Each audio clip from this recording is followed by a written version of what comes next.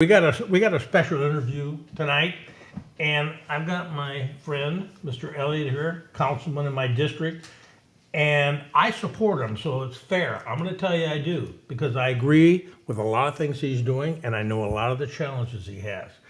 But he'll also tell you that if we disagree, at least he has enough respect that he's gonna listen Right. to me. Yeah. What I want to get across tonight is we had a council meeting that was really wild. We're going to talk about that. Everybody wants to talk about it. But I want to make sure that as we do with conversations with Chris, everybody understands that we're all looking for the same thing. We're all regular people. I want to talk a little bit about John's background. So, John, just briefly, where did you grow up? Where did you go to school? sure. Just a little bit about your work. People need to understand that. Sure, Chris. I was born in Chester, South Carolina, which is a town very similar to Seneca. It was a Springs mill town when I was growing up. It's the county, Chester County, is very similar to Oconee County before all the lakes and Duke Power came in. Rural county, about 50,000 now, probably 30,000 when I lived there. The county was. The city was more like 5,000 or 6,000. Went to school at the Citadel, Military School of South Carolina down in Charleston. Graduated from there. Also went to Clemson University, got my master's from Clemson. My first job, which stayed with the company off and on for about 30 years. My first job, interesting enough, was I was a plant accountant in a cotton mill in Monarch, South Carolina, right below Union. I did accounting for the plant 5 days a week. And on Saturdays, I actually worked in the spinning room, dolphin spinning frames to learn textiles. That's great. So we went from there, worked my way up to the corporate headquarters in Spartanburg, where my wife and I got married and lived for 30 years, off and on. I worked for this company. I took a stint at a CPA firm to get my CPA license, but went back. So you're a certified public accountant. Certified public accountant. Went back to that company. The owner of the company is a big private company of textiles, chemicals, and floor covering, wanted me to come back to Rouen to be his chief accounting officer. So I went back to that company, and I was his chief accounting officer. And unfortunately, at 95 years old, he passed away. When he passed away, I decided to look for another job. Found a job over here in Clemson working for another global textile company, and ended up, first started as their company controller, ended up with their chief financial officer. And then I remember what George Bush said one time. He says, your career is not done until you do public service. So I was ready to retire, but I wasn't ready to give up everything. So I decided to run against Miss Etta Kamick. She was the chairperson at that time of Oconee County Council, and won. And now in my second term, first year of my second term, is county councilman. Wow.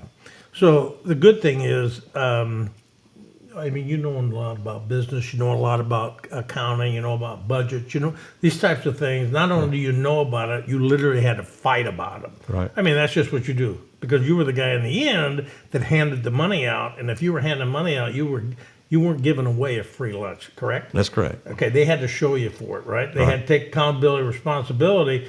And like we were talking earlier, it was just like a GE. If I got the money and then all of a sudden, like, no, we weren't able to get what we needed. Oh, guess what, Chris? You don't get any money this year. That's right. That's what happened. That's right. So when I look at this, what I want to understand, because I've told you before that I admired you, because why I got involved in all this, I didn't follow council. I didn't really care. You know, I had other things going on. But then I started paying a little bit of attention on Facebook, and the way, and I'm going to be honest, the way that Kane and you and Davis were treated and degraded, and I've told people this in public, I'm like, why in the hell would anybody serve when you got people like this treating people like you? Like, I just don't understand. And I've said to you in the past when we talked on the phone, in fact, it's the first time we've ever met in person, I said, I don't know how in the hell you do it. I mean, you're always the one up there that, I think that's maybe because you've heard all the stories being in finance, but you're like, yeah, okay, let's get over, let's move forward. Right. You did have a lot of passion last night, and that's what everybody wants to hear about. But how do you put up with it? Why? Well, like you said, I went to Citadel, number one, Right. which I mean is you can call me all the names you want to, and I've been called more names than anybody in Oconee County knows how to say. But so that doesn't bother me, and I'm a glutton for punishment. I think you got to be on county council, but I feel like that if I do my part and make Oconee County a little bit better while I'm on council, then I've done something. And so I know there's a lot of politics, a lot of back and forth. I am on Facebook. I do see all the comments. I don't defend myself. Unfortunately, people think fake. I call it fake book. Yes. But unfortunately, some people get their news that way, and so that causes some people to get upset and come to county council. And I understand some people. I understand property rights. I understand how people feel, and so I kind of take the good with the bad. I don't let it bother me. It sometimes bothers my wife, but I take it in stride. It's just part of the game, and it's part of politics. Unfortunately, it's a bad part of politics. So let me ask you one question before we move into last night. Have you ever had a direct threat being on your job? No, I have not. Okay. Okay, well, that's good. Okay. I have, because I've voiced my opinion, but hey, that's just life, I mean, at my age, I'm just not going to give up. Right's right, Right. wrong is wrong. Right. So let's talk about last night, because what we've been talking about on the show is we've been estimating, we're going to increase millage, and, last night we found out we didn't, but we see a lot of these expenses adding up, so we're south. We see a lot of the growth coming in. We know that's going to bring kids. We know that's going to bring infrastructure. That's going to stress infrastructure, all of this. So we know a lot of things are happening. But when you got into last night, and can you tell us a little bit about the meeting? Just give us a summary and what came out at the end, what you felt. And then what I am going to ask you is, at the end, you were very passionate about, I think, one or two subjects. And my hearing isn't all the best. As you can see, I wear hearing aids. I don't on the show, but here I want to make sure I hear everything. Most of the time, I just like to hear myself talk on the show.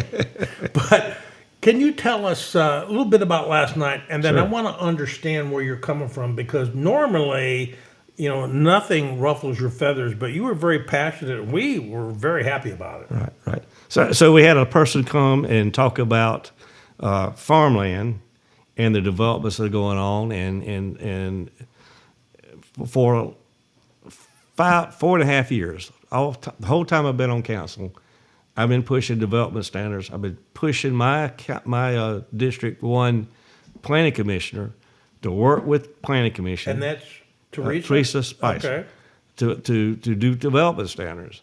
And it gets bogged down with the property rights. And this is taking away people's property rights. And So when you say that, and people are talking about that, a lot of times I get confused. When people are talking about property rights, you mean like if you try to create common sense planning, we're going to steal land? Is that what you mean? no, the feeling is that it's my land and you don't tell me what to do with it. Okay. Now, I'll give you a perfect example of what I've been dealing with for 3 years now. There's a shooting range up in Salem, right beside a neighborhood, right beside a horse farm, and it's control free, which means there's no zoning up there. So the person that bought the land had it in his rights to do a gun range. And the people keep coming to me about the gun range, and I said, listen, if you guys had gotten together years ago and zoned your land residential farmland, this would have never occurred. Well, we don't like zoning. Well, zoning protects your property. It doesn't take your property rights away from it. It protects your property. So last night, the lady was so passionate, she was about to cry about her farmland, about watching the farmland go away, watching this uncontrolled development, that it just really hit my nerves because I've been frustrated. And I talked to Mr. Davis just this afternoon, and I'm going to try to get on council's agenda because I'm going to skip the planning commission. I'm going to skip everything, And hopefully Mr. Durham will let us discuss development standards.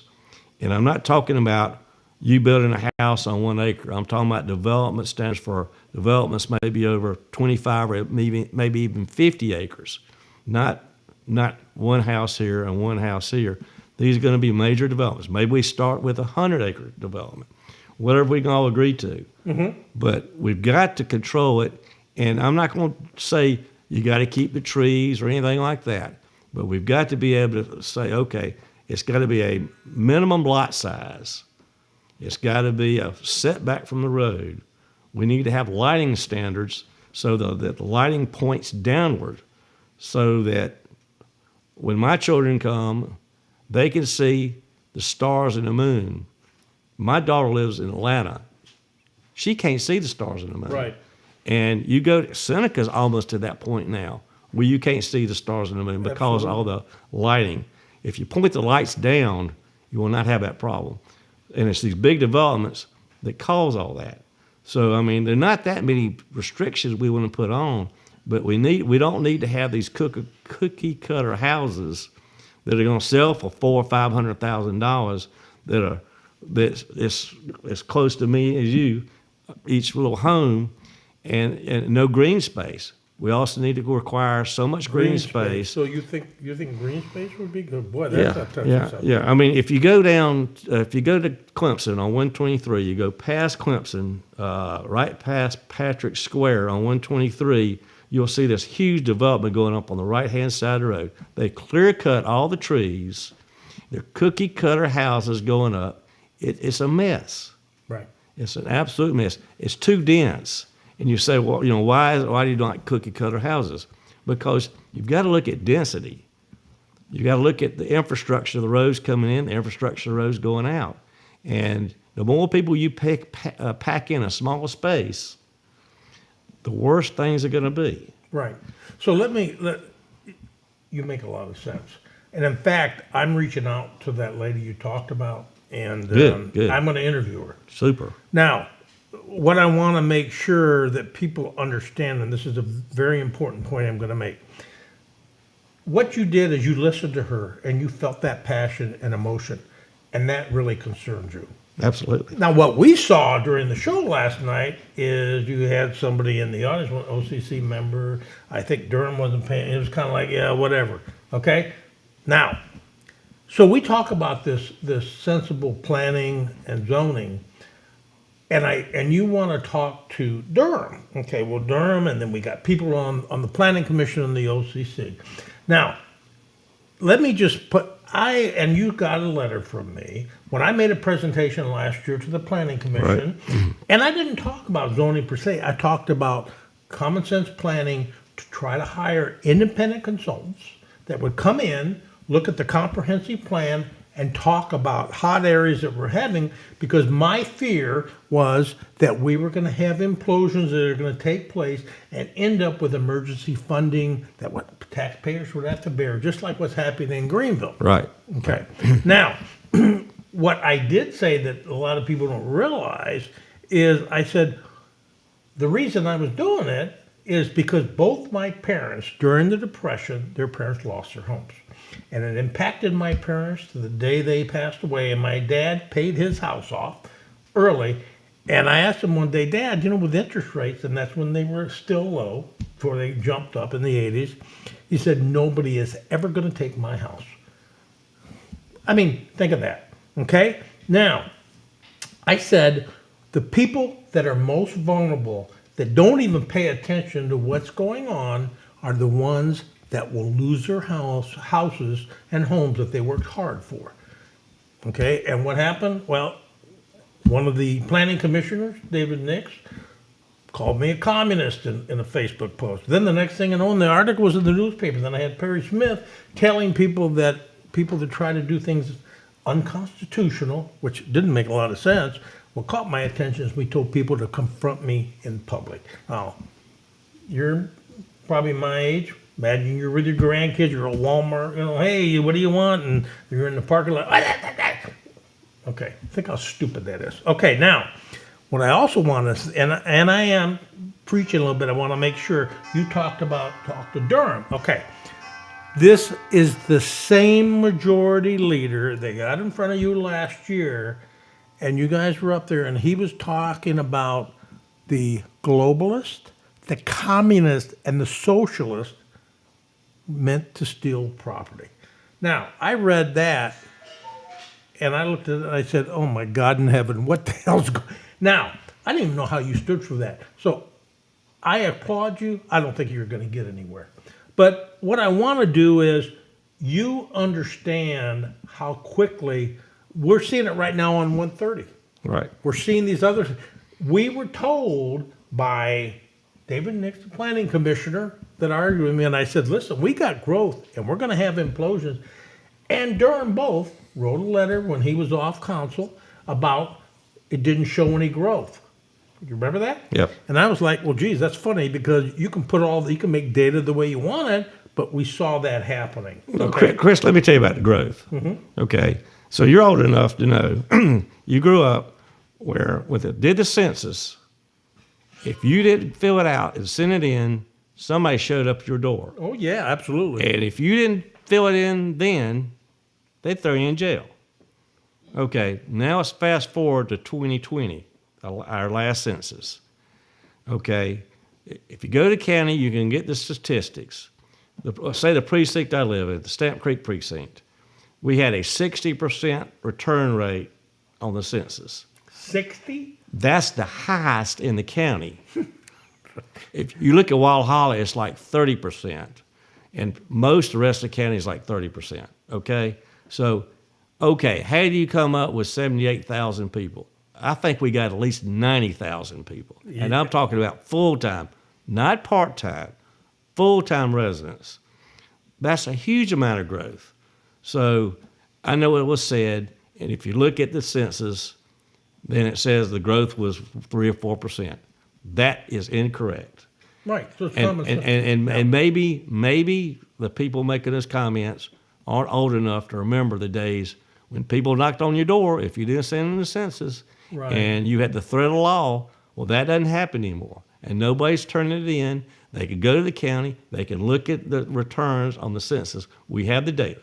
Now, since that meeting, we've got like 10,000 new homes coming in. Oh, absolutely. Okay, now, and there's most of them are residential. They're not part-timers.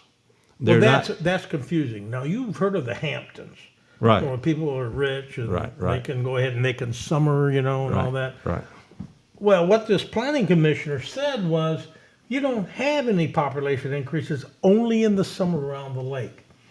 Now, I look at these houses and I don't think these people are rich enough where they got a place in one of these communities where they're using it for a summer home. I think they're just people like you and I coming in because they like the area. And the census has a place. You're either part-time, second home, or you're a primary residence. We're talking about primary residence, and Julian Davis made a good point last night, is a lot of these second homes were people that built them to retire in them later on.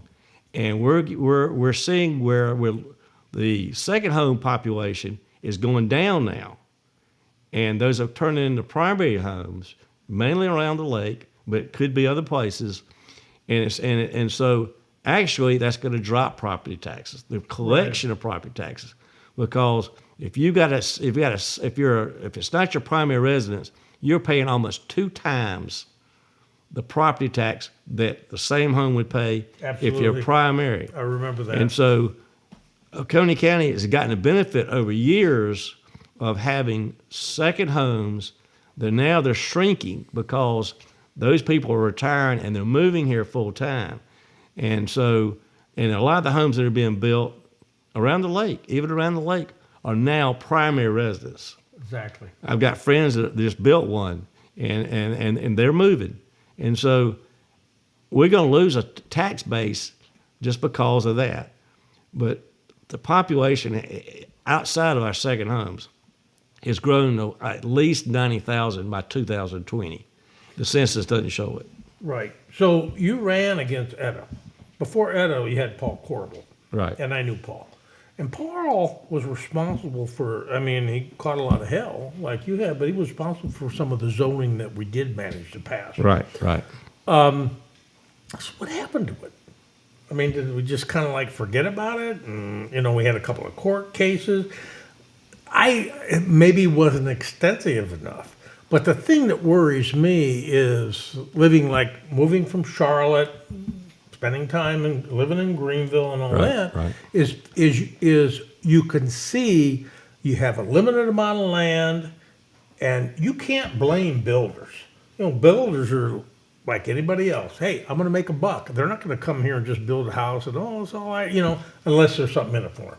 So you can't blame them. Right. But if they come in and they see that it's unrestricted and they can get by with a lot of the planning because it's not as strict or whatever, then they're just going to start hitting things, just like 130. Right. Just like what's happening as you start heading towards Clemson, when that's filling up and you're talking Right, about that. right. Just like now, and I think it'll go through this shopping center that's coming over by Walmart that we're talking about too. And then every time I end up going up the Mountain Rest or I'm up by Long Creek or these places, all of a sudden it's like, well, wait a minute, where did that come from? So there's a lot of things coming in. Right. So, and with that, we're taxing our infrastructure. Right. Infrastructure being our roads, Right. water, everything else. And if you don't keep up with it, the one thing that caught my ear when we were talking about Sewer South is the guy that was responsible. I think it was the joint authority guy, and they asked, a good question was asked, and I don't know who asked it. Hey, what do we have on our to-do list? And it seemed, and probably because of my hearing, it seemed like his voice changed a little bit, kind of a little bit lower, and he said, we're talking about maybe 50 million. Now, did you hear that 50 million backlog of repairs and things? Did you hear that? Well, no, they did come, they had a study done, and it was more about expanding sewer. And nobody approved that plan, but that got everybody upset because numbers were thrown out like 50 or $100 million. That's areas that we're never going to put sewer to begin with. The plant, it needs some work done to it. So we do have an aging infrastructure. We have aging, but we still have capacity in that plant. There's got to be some more work done to it. I wouldn't say $50 million. I think they've got a grant for like $10 million from the state to do some of that work. So I mean, it's gonna be repaired over time. Right. At some point, if we continue to grow, the point about Oconee County is a third of it is protected land. Mm-hmm. It's either lake or it's forestry land that you can't build on. And we probably have people who will remove those protections, right? Well, the forestry is owned by the U.S. Forestry System, so it's protected. Mm-hmm. And then lakes, you could develop Jocassee. I don't think Duke wants to develop a lot on Jocassee, but if they open it up, then you'd have a lot of development up there. So let me ask you, because you know this better than me. So when you look at what's going on in the county, and you look about the infrastructure, and let me regress back to one thing. And I've used this as an example, and people like to joke about, ask me about Woodruff Road. Okay. You've been on Woodruff Road. Right. Okay. Right. Now, my wife grew up off Woodruff Road. They had like 10 acres, and now it's like all these homes. And they're feeding into Woodruff, Right. Right. So now in Greenville County, because they had the same issues, and I remember it because it was back in the late 70s. That's when I was going to get married. And I went to breakfast with my father-in-law, and they were sitting there complaining, I can't do this with my property, and all that crap. And I didn't care. Hell, I was getting married. But you saw what they did to Woodruff Road, and right now they're spending $121 million on Woodruff, and they Right. even say it's basically Band-Aids. Right. And it just happened like that. And the taxpayers are picking it up. So what concerns you here? If you forget where, I think when you look at the development, you get a lot of willy-nilly. It's like, okay, boom, it's here. And I'm trying to figure out where it's all coming from and what is it overall when you're looking down 10,000 feet on the entire county, what makes sense so you avoid congestion and taxing infrastructure. But if you look at what the current infrastructure that we have that can support development, knowing that this thing is now exploding, what infrastructure concerns you or worries you? Is it roads more than sewer or water? Or what concerns you?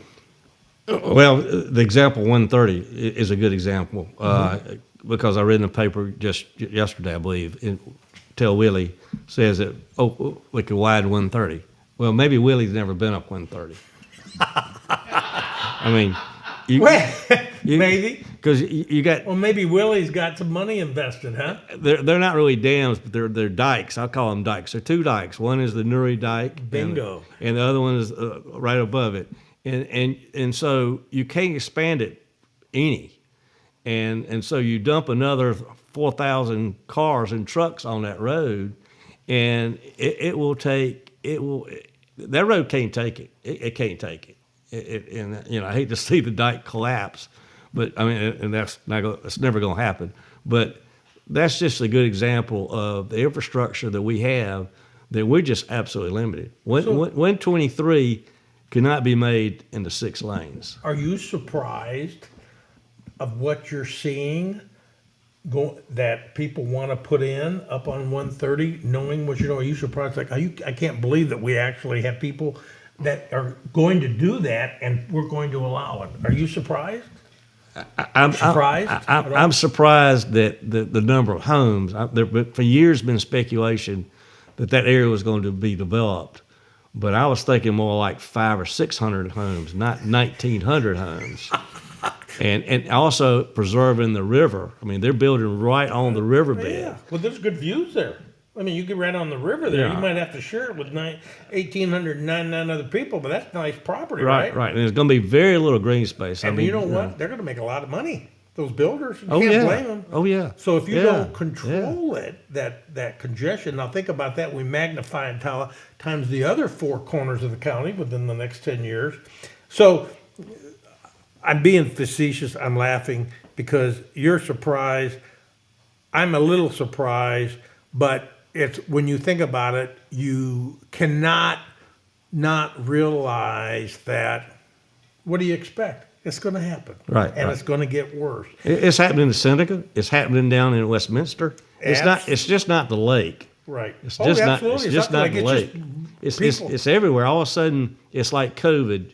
When COVID hit, Oconee County got discovered, and so not only do you have people coming for the lake now, you have people just coming because of the beautiful countryside. You know, go hiking in the woods, see the waterfalls, the rivers, go fishing for trout.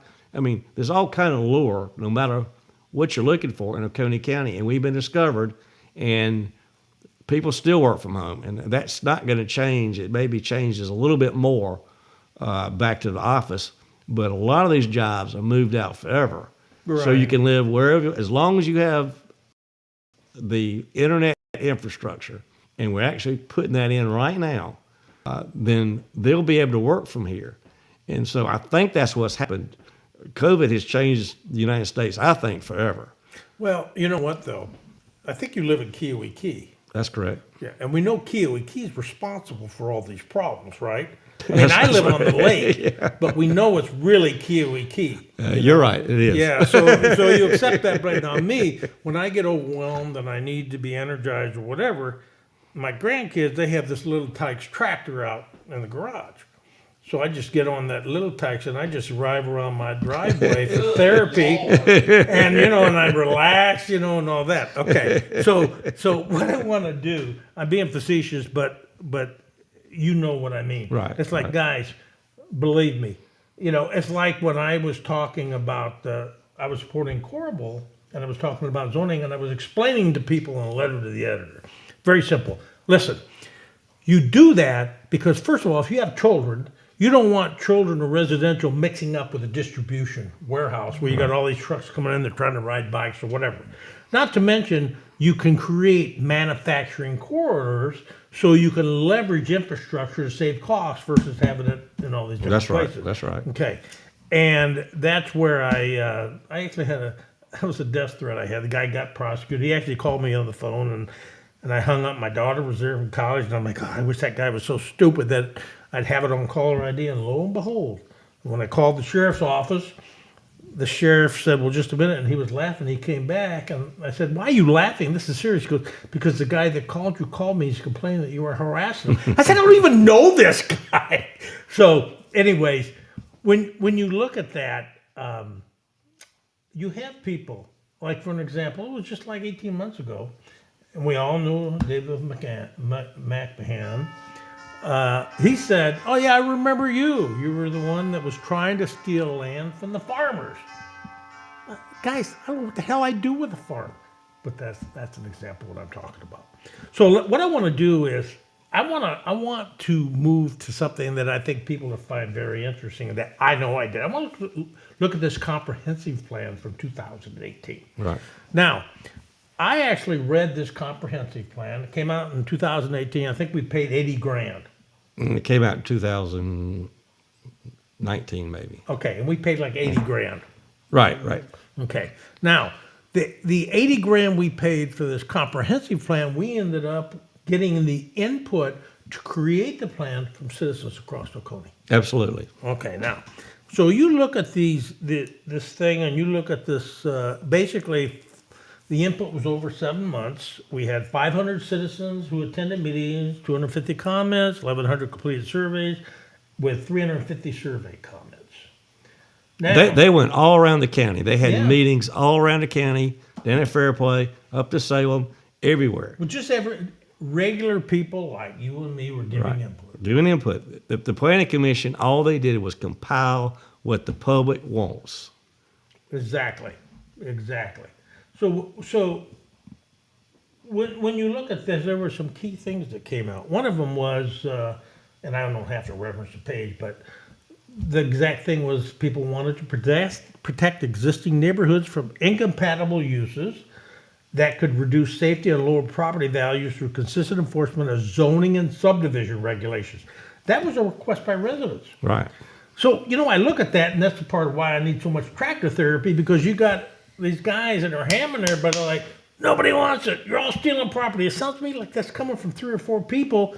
How in the hell did they get a toehold in this when you see stuff like this coming from a comprehensive plan? Okay, that's a hard question to answer. I know, and you're thinking, gee, don't ask me, man. I've been asking myself. Okay, then it's got, let's see, we want in the economic section the same abundant natural resources to support agricultural can also serve as a major tourist draw, like retirees and people want to come in the area. Okay.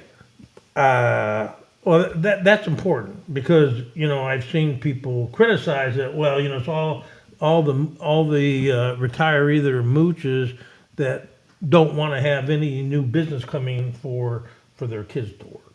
Okay, you've heard that, I'm sure. Right. Okay. But what's interesting is Oconee County benefited from more than $64 million in travel and tourism related expenditures, with $3.3 million in local tax revenues in 2017. Now we know it's a lot higher. This activity ranked Oconee County among the top half of South Carolina counties in total travel expenditures. That's nice, but what I see with that, it's nice, but I also see a lot of money. So it's good for the county, okay? Right.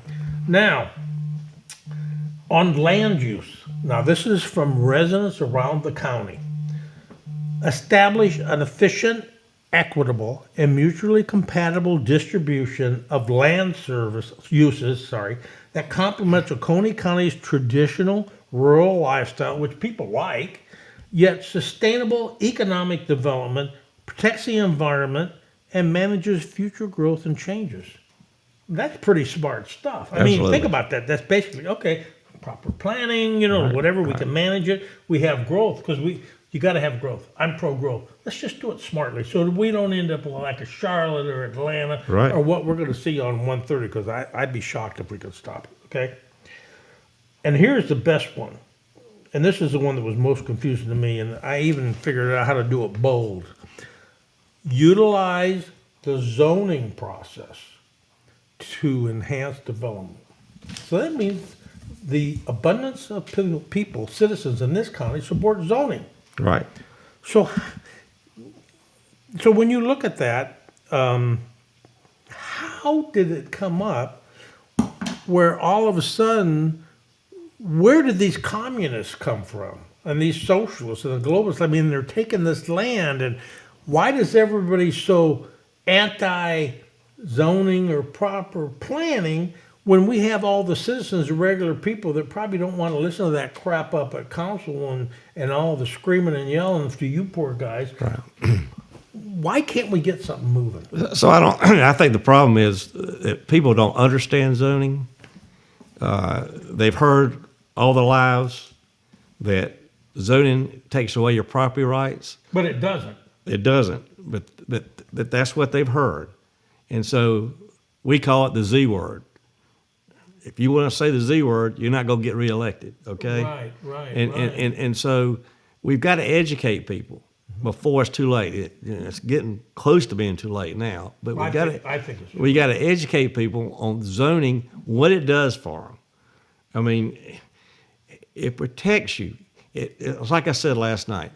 It protects you. It helps us all live together in a community where we can enjoy our community without being stuck in traffic for 2 hours, or like you said, Woodruff Road, where there's a wreck every probably 10 minutes, and here again you're stuck in traffic. I mean, that's not the way I want to live. No, I didn't move to Oconee County to live that way. Right, but what you're talking about is when you look at the zoning, the proper planning, Right. what's going to happen is the people that talk about that, this basically taking property rights away, those are the ones that like this more rural atmosphere, like to be able to go to work, like to be able to look out at all these vistas of Right. mountains and everything else. Right. Correct? That's correct. And those are the ones that are going to be impacted the most. That's right.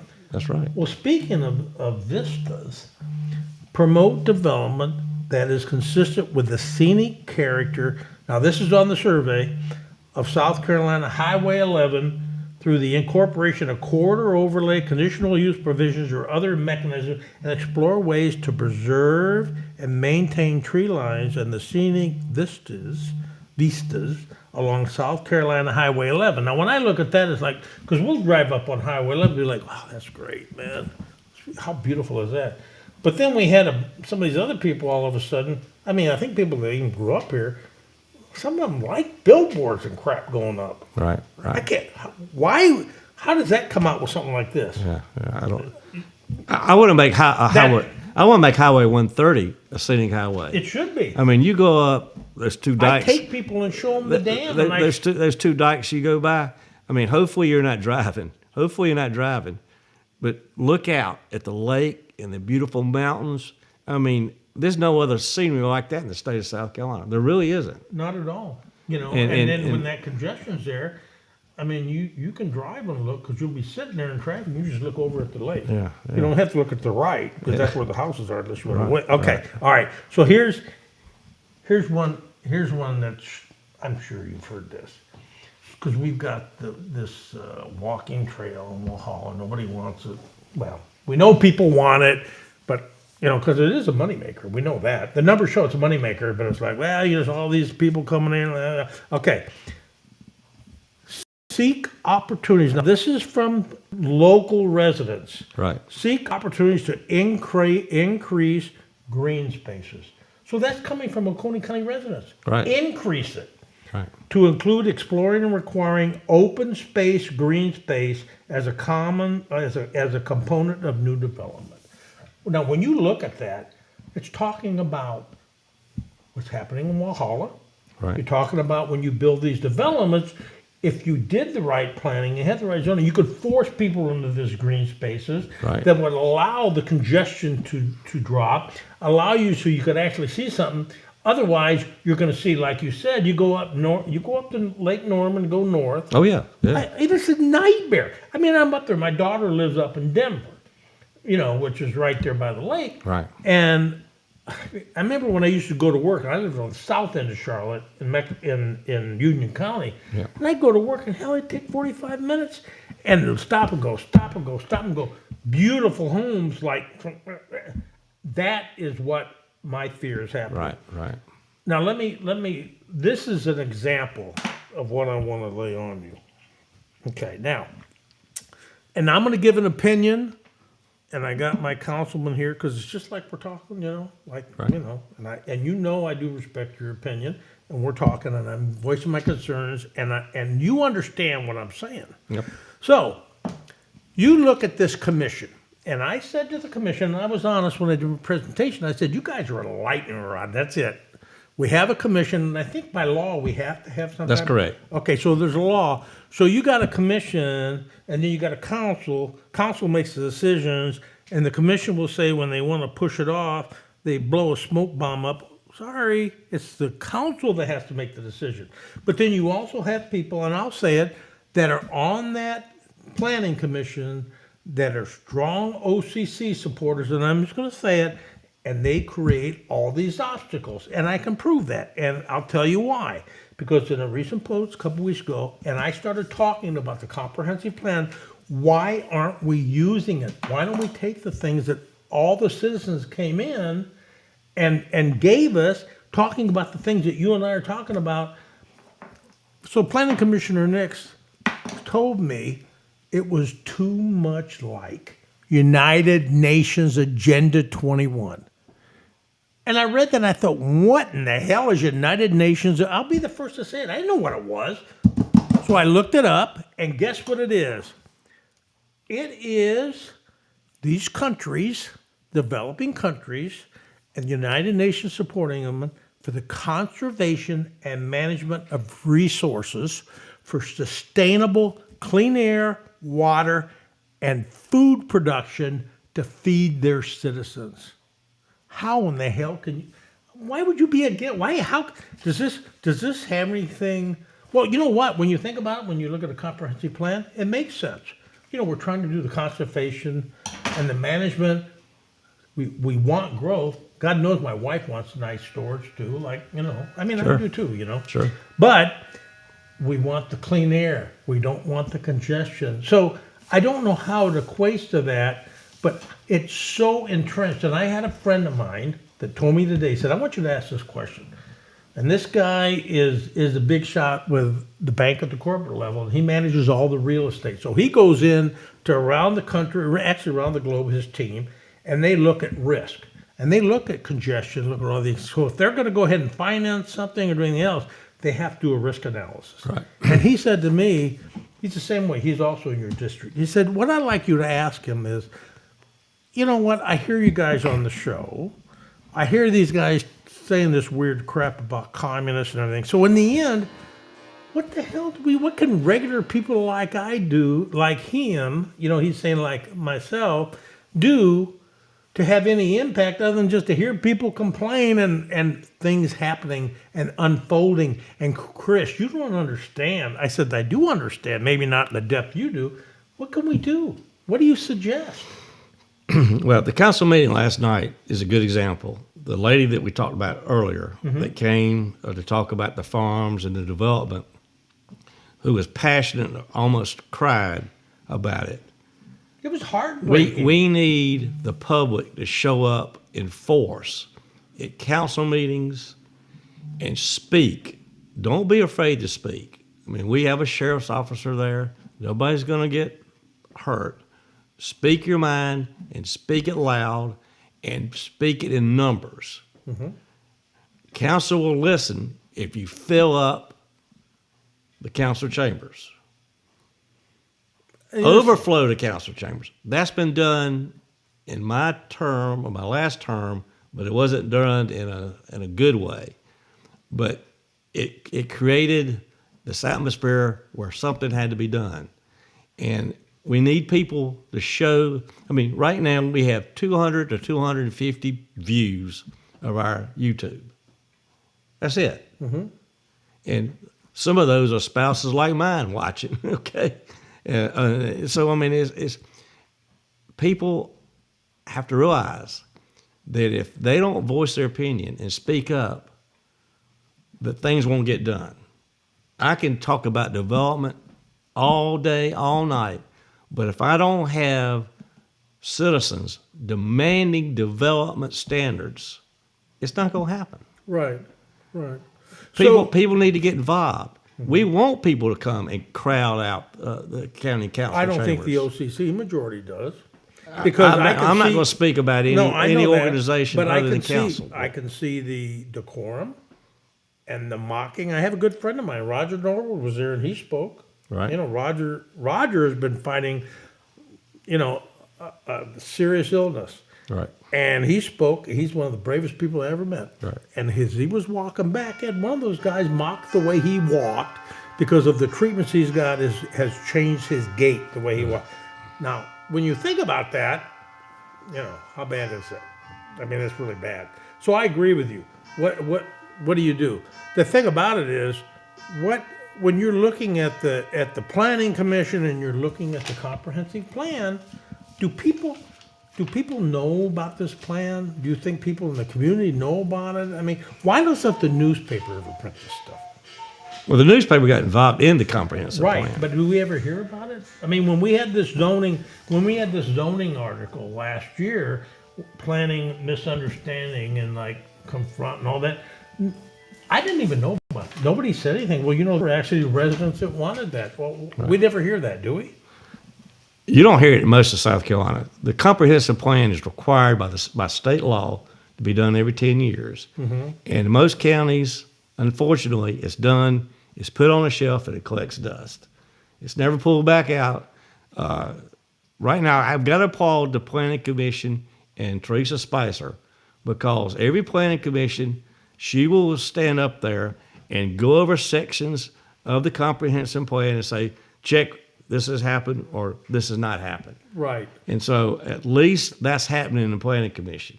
Are they paying attention? Are they paying attention? I don't know. Okay. But it is being reviewed part by part, and as you know, because you read it, I mean, it's huge.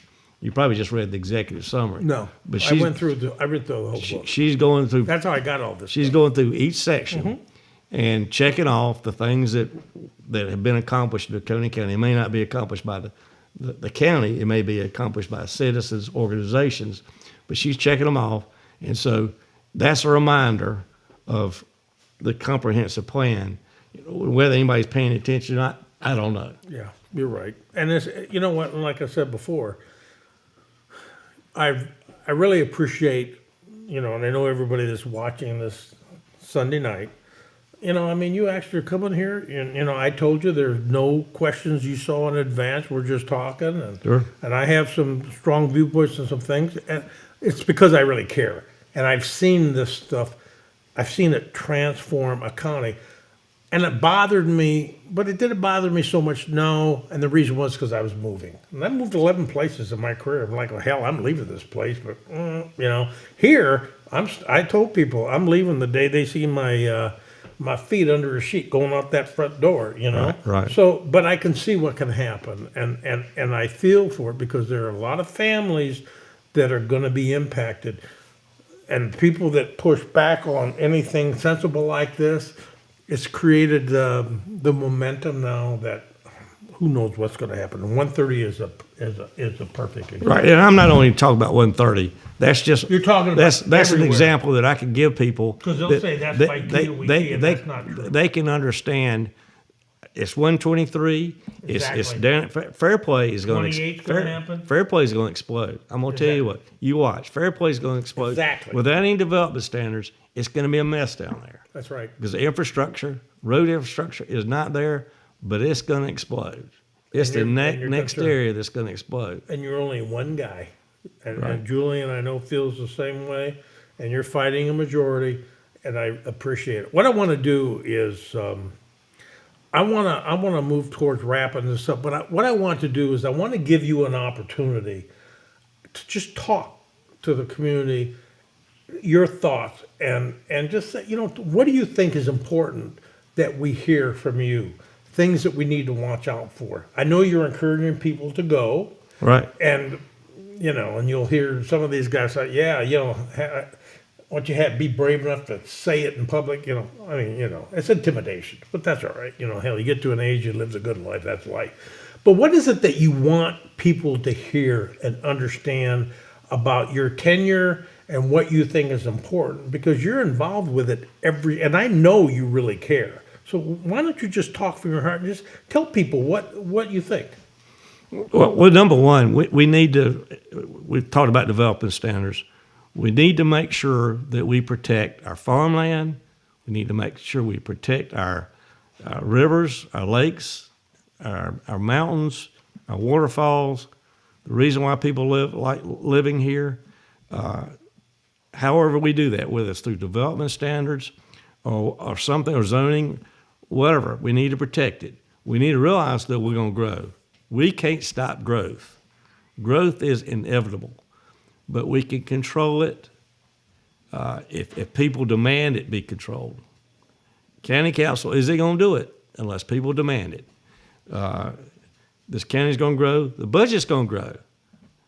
And the budget growing is not a bad thing as long as the taxes don't go up. The county taxes haven't gone up my whole tenure. The budget's gone up because we've had growth. We've had industry come in. We're going to have some more industry come in, hopefully some large industry in the part of county that we need jobs. We want to provide good paying jobs for the citizens of Oconee County. I'm very involved in that, very concerned that Oconee County is very similar to the county I grew up in, Chester County.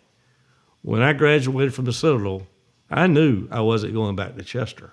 Right. I knew my two brothers, when they graduated college, they weren't going back to Chester because there wasn't anything there for them. There were no jobs. The textiles were gone in Chester County. Springs Mill had closed up. There was nothing. I don't want that to happen to the 10,000 students in Oconee County school system right now. But it happens all the time in Oconee County. They graduate college and they move somewhere where they're good paying jobs. And that's a shame. That is. That's a shame. I wish I still lived in Chester. I wish I had found a good job in Chester. But the jobs weren't there. And so this is what's happening in Oconee County. We got 10,000 people, school kids. 20 years ago, we had 10,000 school kids. That population of Oconee County has not grown. And do they come back here and live? Oconee County has only grown because of retirees and people coming because they love the beauty of Oconee County. It's not because of the jobs. I mean, the kids go off to Clemson or wherever they go to school, Tri-County Tech, and they move because there's no good living for them here when they're 23 years old. And we want to make it attractive. Yeah, I want those school kids to stay in Oconee County. Oconee County schools are great, and so we're competitive when it comes to the schools. We just don't have the jobs once they graduate. You know what? I missed one item here I want to talk about briefly. And this is this payroll study for county government. And, that's a big thing, and I hear it from people in county government, and we're talking about this big study and all that. And I've told Jeff and I told people on the show, I said, when I was working across with Mexico, we had a turnover of 40%. And that's high. But that's what happened. The maquiladoras, boom, a little bit of a raise, they were gone. And we subscribed to regional pay studies. And it was our job as staff guys to go through it, especially for critical people. And we would look at that every 6 months to see where the salaries were, or whatever, the positions. And then we would adjust accordingly. Why do we need this giant study? It looks to me like they're going to be looking at people like, what do you do, blah, blah, blah. People in jobs do a multitude of jobs. So it really doesn't matter. But I think you can get, because that is offered around the nation, a subscription like that. Absolutely. You've probably seen them. Why don't we use something like that so we can give them these increases quicker to get an equitable pay versus this big study that, why? South Carolina Associations of Counties has exactly what you're talking about. They have a treasurer's clerk, what the pay range is in the state of South Carolina, what the average is, what the high is, what the low is. Mm-hmm. They have all that data, all of it. South Carolina Association of Counties. And I hear, okay, well, if somebody does different jobs. No. The lady that stands at the treasurer's office and takes your property tax bill and your payment, that job is the same all over the county. All over the state. It's the same job. We've got the data. So we've got job descriptions. Okay, so maybe that person is part-time on the window and maybe part-time opening envelopes from the mail. We just make an adjustment. Yeah, we've got the job descriptions. We've got all the information. Miss Brock spent 2 years on the stepping scale salary. This past year, she spent February and March. All 49 department heads came in her office one by one. They reviewed the scale that she was working on. Using the data you're talking about? Well, part of it. Okay. A lot of it was Okay. years of service. Mm-hmm. But it's also, there's always, when you talk about pay, there's always that part that you've got to weigh in. Okay, this person pulls Exactly. more weight or whatever, and so they worked their way through it. All the department heads agreed. I think the sheriff was a little bit shaky about it, but he said he was okay, and so we were going to implement it. $2.3 million over 3 years. So it had been $2.3 million. So we started at a budget of like 67. Okay, we've ended up with a budget of about 65 something. And that's basically because we cut out the step and scale. That's the main difference in the numbers. And so we had all that done, and then all of a sudden, boom, let's get rid of it. It's no good. And I applaud Mr. Durham and Mr. Hart and Mr. Mize about the nice increases they gave to the sheriff's office, the emergency services. They needed it. But we've got other people that need it too, and their jobs are just as important. I mean, they may not be as dangerous, but they're just as important. Okay, so I want to end it with a couple things. I agree 100%. It's not so much need, they deserve it.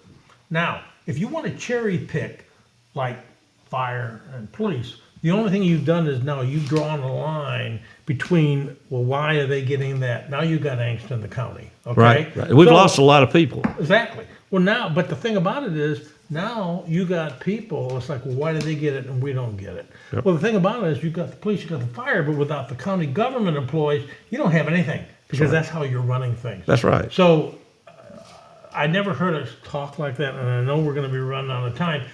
I don't think it's a matter of age on a maturity level when it comes to making good, sound decisions for our county. But when you talk like that, it just makes me very disappointed in this majority that from a maturity level, that they don't understand what is happening and how it's hurting these people. Right. Good.